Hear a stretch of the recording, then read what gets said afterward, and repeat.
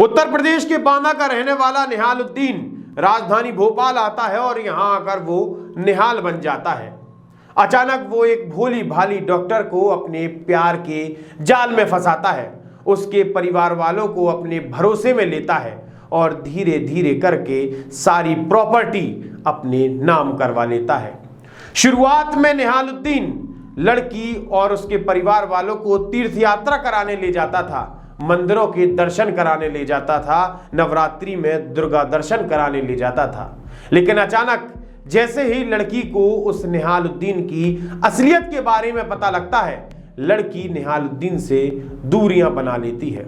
लेकिन निहालुद्दीन लड़की से कहता है कि तुम मेरा विश्वास करो, मैं तुमसे शादी करूंगा, तुम हिंदू धर्म में रह के शादी करो, तुम मंगलसूत्र पहनो। और निहालुद्दीन ने शादी से पहले ही लड़की को, उस पीड़िता को मंगलसूत्र पहना दिया और धीरे धीरे करके सारी प्रॉपर्टी अपने नाम करवा ली। जैसे ही सारी प्रॉपर्टी निहालुद्दीन के नाम हुई, लड़की को निहालुद्दीन ने मारना शुरू कर दिया, जबरदस्ती लड़की का शारीरिक शोषण करना शुरू कर दिया। अचानक से निहालुद्दीन ने कहा कि अगर तुम मुस्लिम धर्म नहीं अपनाती और मुझसे निकाह नहीं करती तो मैं तुम्हें छोड़ दूंगा। निहालुद्दीन अपने दोस्तों को अस्पताल के स्टाफ की कुछ नर्सों के साथ गलत काम करने की इजाजत देता था। जैसे ही पीड़िता को निहालुद्दीन की इस दूसरी हरकत के बारे में पता लगा, पीड़िता तुरंत अपनी साथी को लेकर टीटी नगर थाने और अशोका गार्डन थाने पहुंची, जहां पर दोनों लोग साहिल और निहालुद्दीन के खिलाफ उन दोनों ने एफआईआर दर्ज कराई। नमस्कार, मैं आशुतोष भार्गव, आप देख रहे हैं आयुध।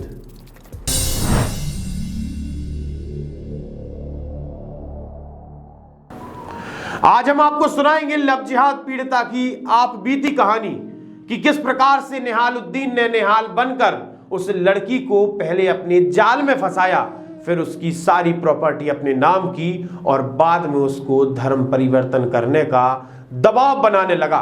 सुनिए। मतलब पहले तो पूरा इसने हमदर्द बना और प्यार के जाल में मुझे फंसाया, मुझे मंदिर सब 2018 में। फिर उसके बाद में जो है धीरे धीरे जब पूरा ये घुल मिल गया, मुझे घर छोड़ने लगा, तो फिर उसके बाद में ये मौका देख के जो है ये सब चीज़ें हुई है। अब उसके बाद ये मुझे शादी का झांसा देने लगा कि अपन तो शादी कर लेंगे। अब जब मैं शादी का बोलती तो ये कुछ न कुछ बहाना कर देता। कोर्ट मैरिज का बोलती थी तो बोलते थे कि हाँ कर लेंगे ऐसे बोलता था। अब ये सब चीज़ें होती चली गई। जब मुझे पता चला कि क्योंकि पहले तो पता ही नहीं था कि मुसलमान है, क्योंकि मुझे जो है नवरात्रि में लेके जाता था, मंदिरों में लेके जाता था, मेरे साथ खड़ा रहता था, सिर्फ निहाल नाम बताया हुआ था। फिर जब धीरे धीरे असली नाम क्या था? उसका नाम है निहालुद्दीन खान। माइंड को ऐसे कन्वर्ट किया जैसे प्यार के लिए किया। फिर मेरे साथ मतलब मौका देख के इसने ज़बरदस्ती शारीरिक संबंध बनाए। मैंने इसको मना किया, बहुत मना किया मैंने इसको, मैं इस चीज़ में बिल्कुल एग्री नहीं थी।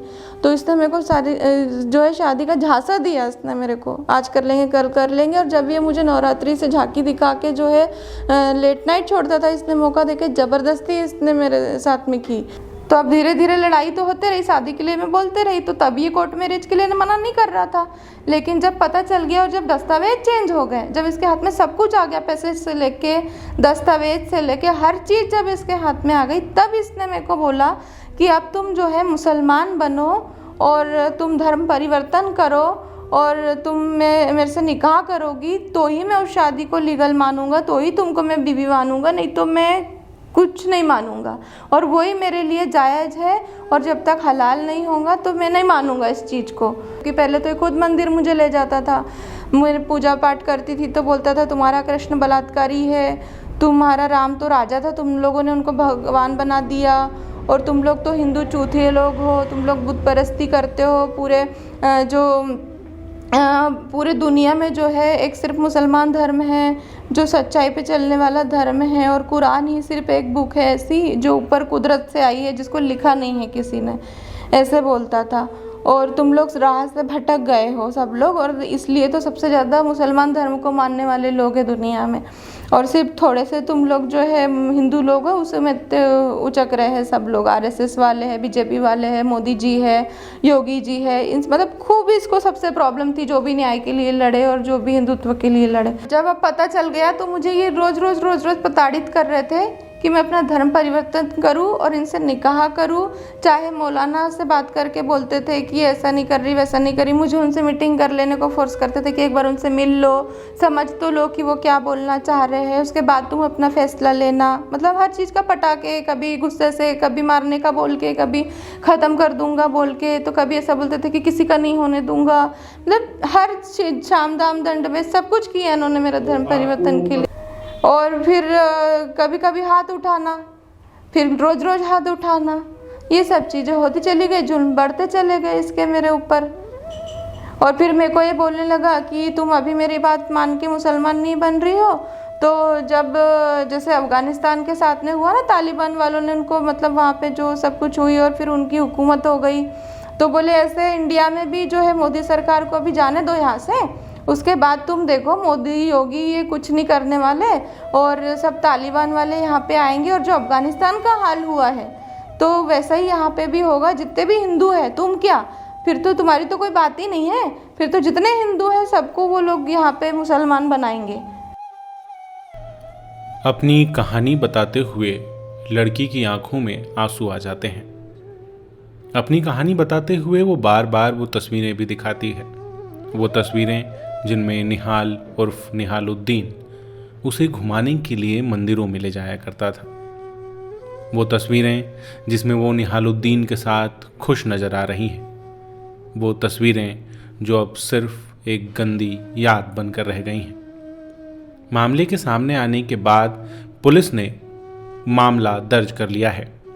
निहालुद्दीन पर धर्म स्वतंत्र अधिनियम की धारा 3 और 5 के साथ अन्य धाराओं में मुकदमे दर्ज किए गए हैं। पीड़िता इंसाफ की राह देख रही है, लेकिन निहालुद्दीन को सज़ा मिल जाने से उसकी ज़िंदगी लौटकर वापस नहीं आएगी। अपनी ज़िंदगी के 3 साल जो उसने निहालुद्दीन के धोखे में बिता दिए, वो लौटकर वापस नहीं आएंगे। लगातार जुड़े रहने के लिए आयुध को सब्सक्राइब ज़रूर करें।